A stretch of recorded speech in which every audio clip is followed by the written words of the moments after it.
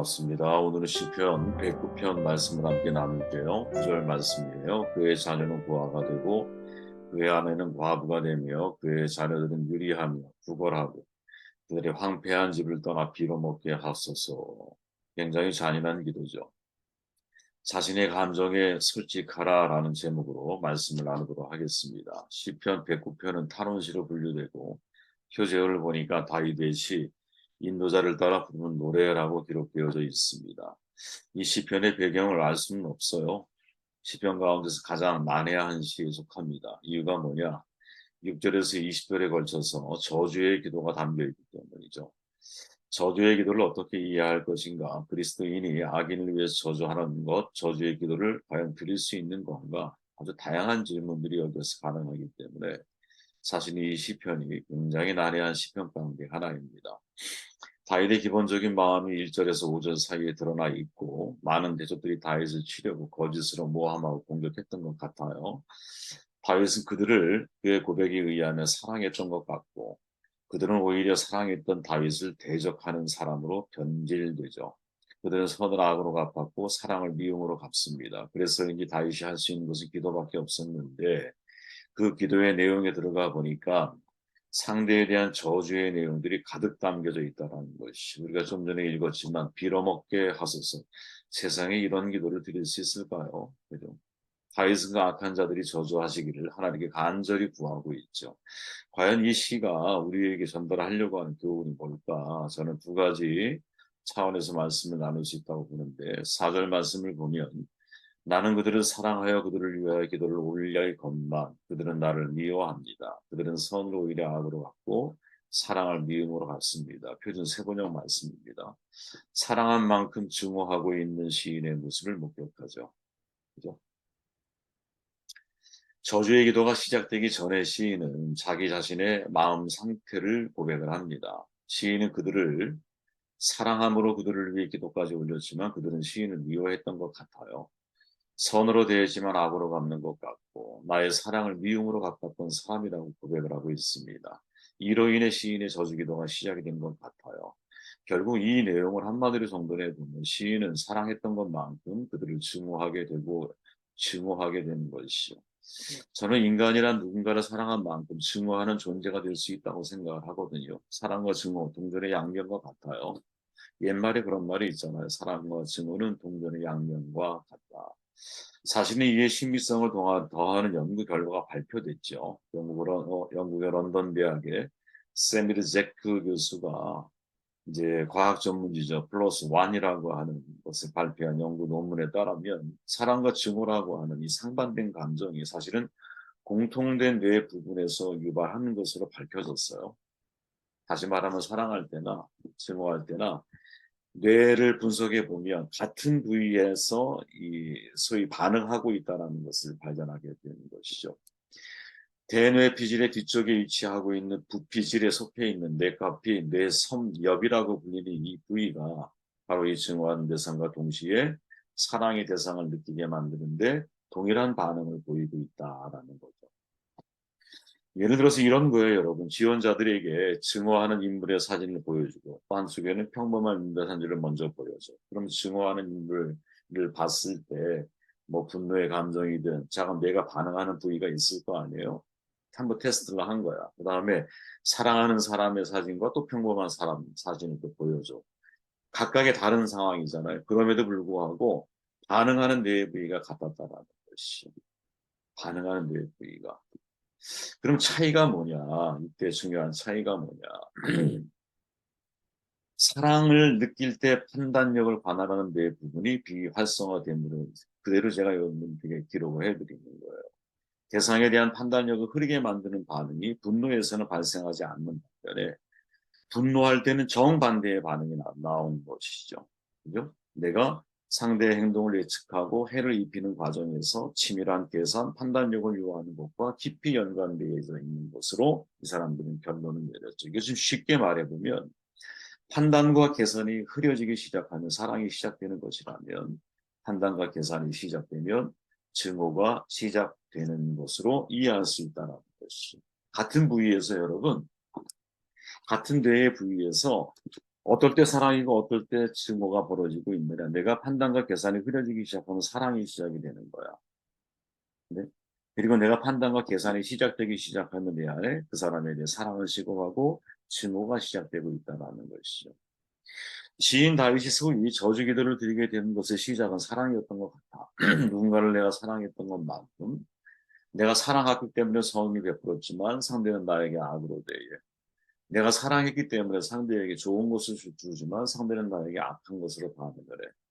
누군가를 사랑한 만큼 사실은 증오하는 것, 이게 사실은 인간의 모습이고 이것이 역시 뇌의 영역에서는 동일한 부위에서 활성화되고 있기 때문에 사실은 여기에서 중요하게 우리가 다뤄져야 할 부분 가운데 하나는 뭐냐면 왜 이런 일이 벌어졌냐. 판단과 계산이라고 하는 중요한 어떤 핵심 가치들이 그 속에 있다라는 것이.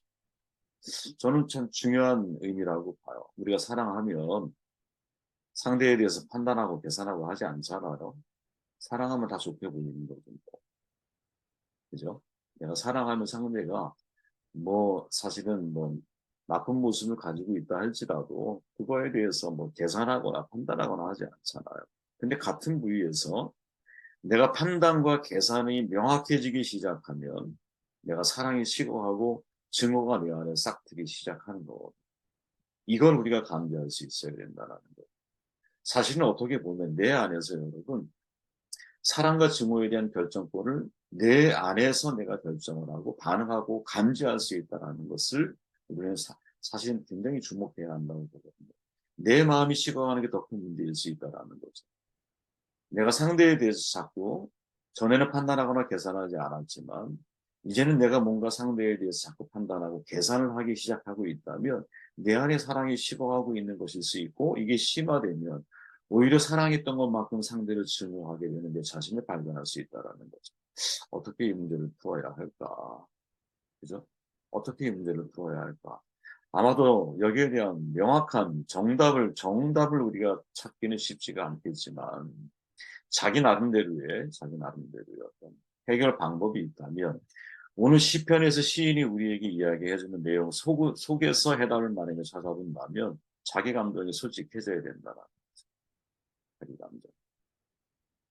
자, 8절 말씀을 보니까 그의 연수를 짧게 하시며 그의 직분을 타인이 빼앗게 하시며 그의 자녀는 고아가 되고 그의 아내는 과부가 되고 그의 자녀들은 유리하며 불권하고 그들이 황폐한 집을 떠나 빌어먹게 하소서. 정말 잔인한 기도인데 여러분 어떻게 이렇게 기도할 수 있을까요? 이 고백되어질 수 있을까요? 정말 저주의 말들을 쏟아붓고 있거든요. 정도의 차이가 있지만 이와 유사한 기도들은 시편 안에 사실은 많이 있어요. 심지어 예언서에도 이를 같은 기도가 가끔 나타나거든요. 예를 들어서 예레미야 18장에 보면 그러한 즉 그들의 자녀를 기근에 내어 주시며 그들을 칼의 세력에 넘기시며 그들의 아내들은 자녀를 잃고 과부가 되며 그 장정은 죽음을 당하며 그 청년은 전장에서 칼을 맞게 하시며 주께서 군대로 갑자기 그들에게 이르게 하사 그들의 집에서 부르짖음이 들리게 하옵소서. 이는 그들이 나를 잡으려 구덩이를 팠고 내 발을 빠뜨리려고 올무를 놓았음이니이다. 사실 이 같은 성경 안에서의 기도문을 만나게 되면 우리는 되게 당혹스럽거든요. 왜? 예수님께서 우리에게 말씀하시길 이미 우리가 신약을 알고 있잖아. 너의 원수를 사랑하고 너희를 박해하는 사람을 위해서 기도해라 이렇게 말씀하셨거든요. 십자가상에서 여러분 자신을 죽이려고 하는 사람을 용서하시고 한편 강도 오늘 나와 함께 낙원에 있을 거야라고 구원을 선포하시고 이런 예수님의 모습을 보면 성경에서 이런 저주기도가 과연 통용될 수 있는 것인가 당연히 이런 질문이 들고 이게 우리를 당혹스럽게 만드는 거죠. 더군다나 바울 사도는 예수의 가르침을 이어받아서 이렇게 건면하잖아요. 사랑하는 여러분 스스로 원수를 갚지 마세요. 그 일은 하나님의 진노하심에 맡기셔야 됩니다. 신약 성경의 가르침이 명확하거든요. 그런데 구약 성경에는 원수를 저주하는 기도가 많이 기록이 되어져 있어. 어떻게 이것을 받아들여야 할까? 판단이 잘 서지 않는 것이. 구약의 동해보호법은 가해자를 위한 법임을 내가 이분은 이해하고 있지만 그럼에도 저주의 기도를 우리가 어떻게 이해해야 할까? 더욱이 아주 정말 이 훌륭한 신앙의 선배들이 이런 저주 기도를 자식까지 저주하고 빌어먹는 인생이 되게 해달라고 말하고 있는 이 기도를 또 어떻게 이해해야 할까? 과거에 내가 사랑했던 사람이잖아. 근데 그 사랑이 식고 증오로 바뀌면서 어떻게 돼? 이제 저주까지 하고 있는 이 모습을 어떻게 이해해야 할까? 여기에 대한 여러분, 두 가지 제안들이 사실은 지금까지 있어 왔죠. 첫 번째 제안은 뭐냐면 저주 시편을 무시하자는 거야. 둘째 제안은 뭐냐면 구약의 하나님 이해와 신약의 하나님 이해가 달랐기 때문에 이 같은 차이가 생겼다라고 말하는 거예요. 근데 정말로 그러냐? 정말로 그러냐? 첫 번째 제안은 여러분 구약 성경의 권위의 의문을 제기하도록 만들거든요. 지난 2000년 동안 구약 성경을 기독교의 공전에서 제거하자라는 제안이 끊임없이 제기되어져 왔었는데 첫 번째 제안은 그 같은 위험에 빠질 수 있는 거예요. 아니죠, 여러분. 구약과 신약은 함께 필요한 거예요. 왜? 한 분 성령께서 40여 명에 걸친 많은 사람들의 기자들을 통해 모으신 성경책이기 때문에 그래요. 구약은 일종의 하나의 그림이라면 근데 신약은 자막과 같이 영상이라면 자막과 같은 거야. 이 둘이 같이 있을 때 여러분 성경을 정말로 해석하는 데 있어서 우리에게 유익이 될 수 있는 거죠.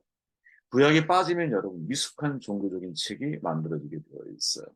두 번째 제안의 배경이 뭐냐? 신학적 도식을 너무나 단순화시키는 오류를 가지고 있다는 거죠. 그죠? 예수님 당시 유대인들이 보편적으로 하나님을 징벌하시는 하나님으로 이해했던 건 사실이지만 구약에 있는 인물 모두가 다 그와 같은 사고방식을 가지고 있었느냐? 그건 아니라는 거죠.